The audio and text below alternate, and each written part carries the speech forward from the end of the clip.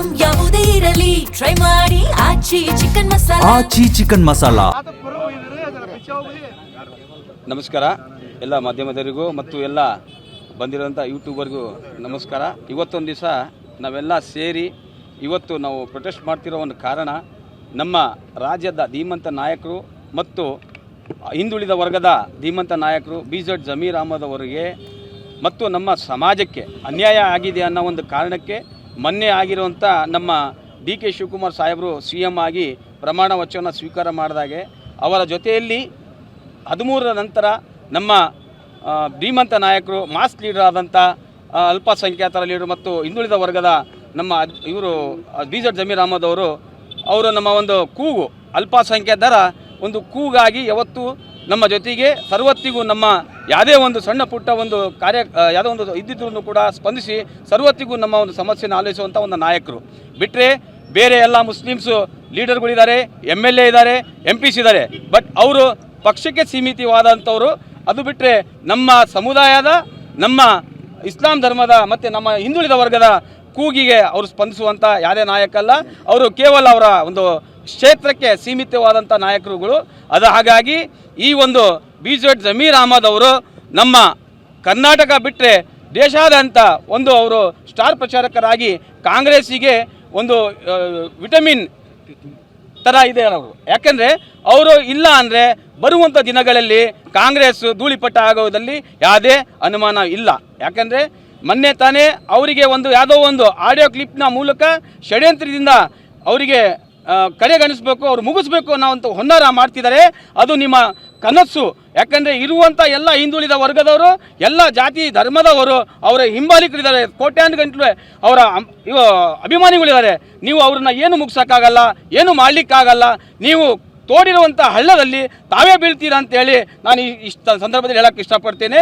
ನೀವು ಯಾವುದೇ ಕಾರಣಕ್ಕೂ DK ಶಿವಕುಮಾರ್ ಸಾಹೇಬ್ರೆ ಮತ್ತು ಎಲ್ಲ ನಮ್ಮ ಕಾಂಗ್ರೆಸ್ ಮುಖಂಡರು ಎಲ್ಲರೂ ಸೇರಿ ನೀವು BZ ಜಮೀರ್ ಅಹಮದ್ ಅವರ 2ನೇ ಪಟ್ಟಿಯಲ್ಲಿ ಹೆಸರು ಬರಲಿಲ್ಲ ಅಂದರೆ ನಾವು ಉಗ್ರ ಹೋರಾಟ ಮಾಡ್ತೀವಿ.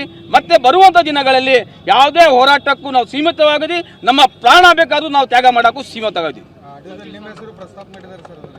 ಆಡಿಯೋದಲ್ಲಿ ನೋಡಿ, ಈಗ ನಾನು ನಿಮಗೆ ಹೇಳೋಕ್ಕೆ ಇಷ್ಟಪಡ್ತೀನಿ. ಒಳ್ಳೆ ಪ್ರಶ್ನೆ ಕೇಳಿದ್ದೀರ ನೀವು.